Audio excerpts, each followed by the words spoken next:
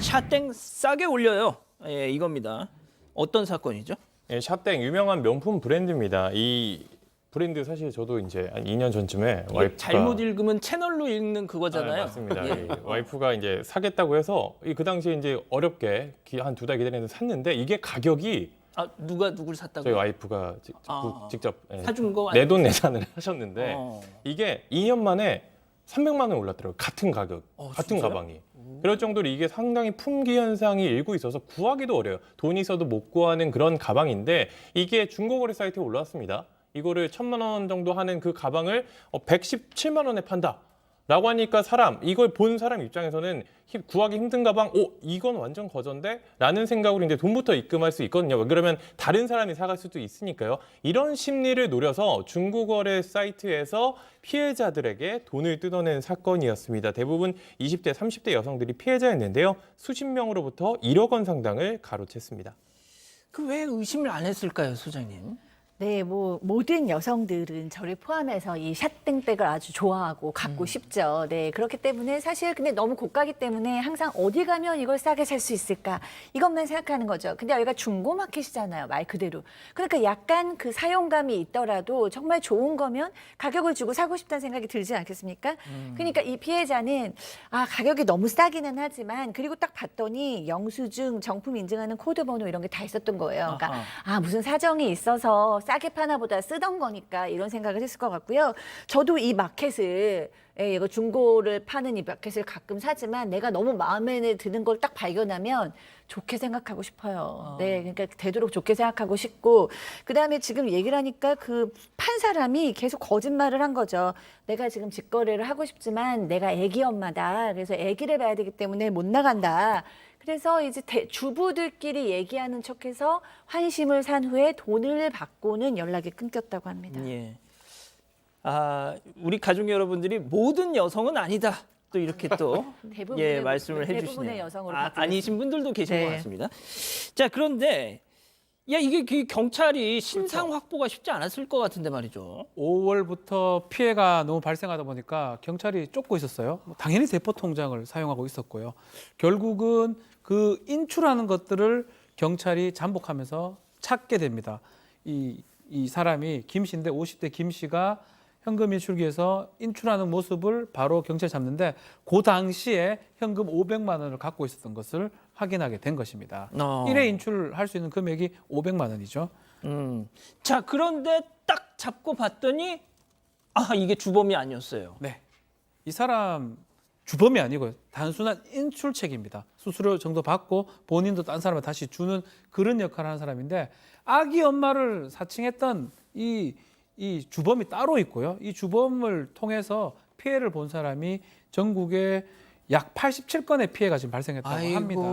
그래서 동종의 전과가 있는 인출책 이 김 씨를 잡고 송치를 했는데 이 김 씨가 주범이 아닙니다. 직접 글을 올리고 직접 피해를 입힌 주범은 지금 추적하고 있다고 경찰에서 밝히고 있습니다. 잠깐만, 일단 현금 인출책 따로 이걸 또 그런 중고 거래 앱에 올리는 사람 따로 주범 따로. 이거 상당히 좀 조직이 좀 있나 봐요. 이 둘로 끝이 아닐 가능성도 있죠. 굉장히 조직적으로 지금 이런 류의 범죄를 하는 건데 이거는 뭐 중고차 관련해서도 유사한 사건들도 있고요. 이런 경우 이렇게 역할 분담을 해서 공통으로 범죄를 하는 경우 범죄단체 조직죄를 적용하는 경우가 있습니다. 그러니까 보이스피싱과 마찬가지로요. 그래서 이 지금 일당이 몇 명인지까지 정확하게 확인이 되진 않습니다만 범죄단체 조직죄를 통해서 그러니까 작용하는 정도가 좀 작았던 가담한 정도가 작았던 사람들도 전부 좀 중하게 처벌할 생각이라고 좀 경찰이 이해하고 있고요. 지금 우리 샷땡백 얘기만 했지만 이런 식으로 체계적으로 조직을 갖춰서 이런 범행을 저질렀다면 이 샷땡백 말고 또 유사하게 다른 범죄도 했을 가능성이 있기 때문에 그런 부분도 살펴볼 필요가 있을 것 같습니다. 맞습니다. 제가 좀 자료를 찾아봤더니 저희가 지금 얘기하고 있는 그 중고 그 앱 여기서 명품 거래가 제일 활발하게 이루어지는 곳이 이 청담동하고 압구정동 쪽 그거래요. 그 지역 커뮤니티 그 중고 거래 있지 않습니까? 그래서 이게 4,900만 원짜리 에르메땡 명품백이 올라와 가지고 기사도 난 적이 있었습니다. 자, 그런데 말이죠.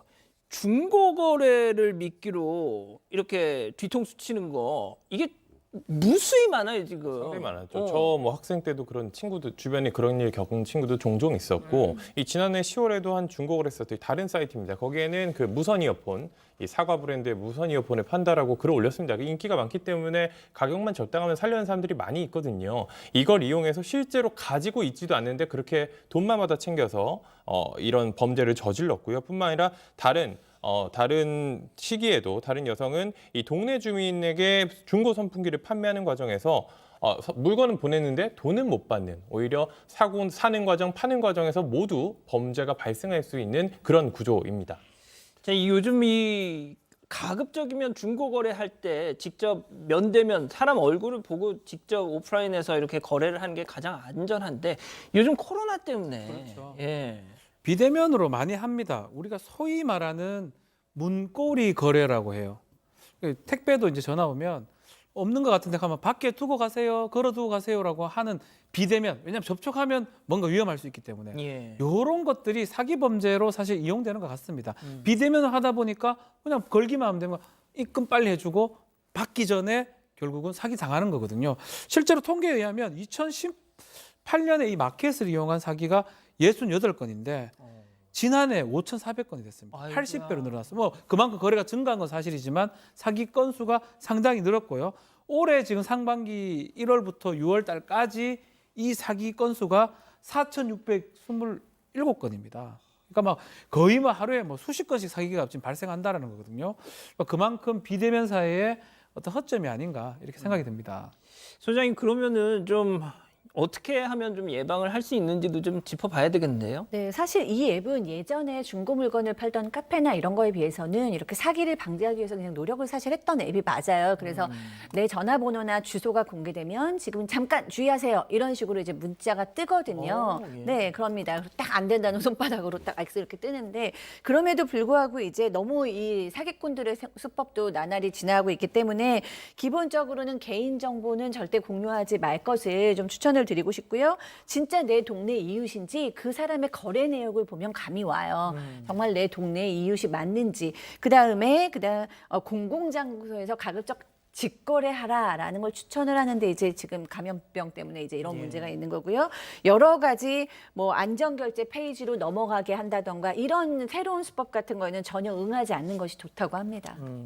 지금 4,900만 원짜리 그 에르메땡 그 가방 얘기를 드렸더니 아이 그런 게 어딨어 막 이랬는데 저도 진짜 그런 줄 알고 직접 찾아봤더니 그 악어 가죽으로 된 게 네네, 있죠. 있다고. 유명한 그 디자인이 무슨 디자인이요? 그 디자인 그 가방 이름이 있잖아요. 에르메 켈 아닌가요? 켈땡 헬때 몰라가지고 내가. 저는 가져본 적은 없지만 이름은 다 알고 있습니다. 그렇군요. 알겠습니다. 이제 있습니다. 오늘 사건 이렇게 정리하고요.